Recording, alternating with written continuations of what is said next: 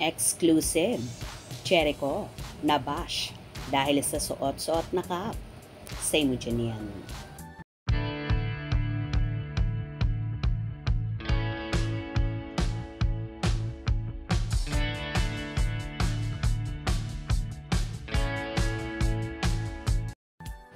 May mga kumalat ngang videos at larawan kung saan present ang magkasintahang sina Janine Gutierrez at Jericho Rosales sa burol ng namayapang national artist at superstar na si Miss Nora Honor. Kasama nga ni Eko ang pamilya ni Janine na nagdadalamhati. Samantala namataan naman si Eko sa burol ni superstar na nakasuot ng cap.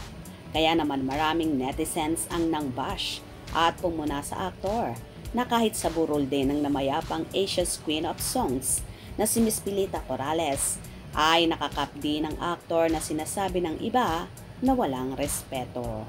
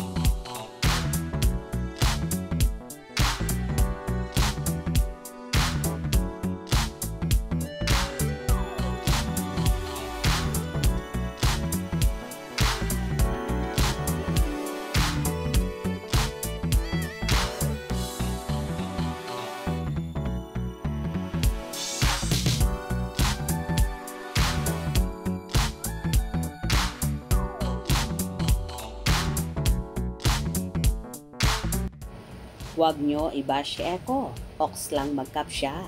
Dinadamay nila yung tao sa paniniwala nila.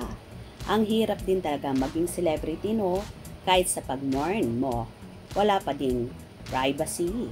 Alisin mo sombrero mo, Eko. Eko, next time, take off your hat. Nasa lamay ka, nasa loob ng chapel. Always, thank you for singing that song for Mamita Pilita. Rest in peace. Out of respect and being indoors, Eko should take off the cap. It is so appropriate. I hope. Who do you wear a hat when you're inside? On an occasion like that, even if you're still cute in person, I hope. Sana tinanggal mo yung cap mo as a sign of respect. Yes, agree. Dapat lang hindi na siya nag-cap. Si Ian De Leon, tinanggal niya. Yun lang pansin ko. Next time, wag na siyang mag-cap. Respeto lang. Why Eko's always wearing cap? Just wondering. Eko, in due respect, remove your cap. Asiwa kasi si Eko pag walang suot na cap. Nasanay na kasi siya na may suot na cap. Wala namang masama kung may suot siya sa ganyang mga okasyon. It does not mean nakabastusan o wala siyang respeto. Tayo lang naman ang nagbibigay o pumupuna. At nagpapakatotoo lang siya, di ba ho?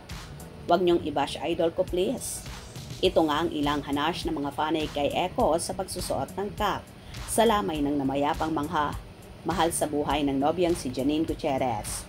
Ano naman kaya magiging reaction dito ng dalaga sa mga pangbabash ng netizens sa pagsusuot ng cap ni Eko sa lamay? For sure, unawa naman ni Janine yan at ng pamilya ng actress at hindi yan big deal para sa kanila. Kaya wag nang iba si Eko. Baka di lang talaga siya komportable sa buhok niya. Kaya ganon, palagi siyang nagsusuot ng cap.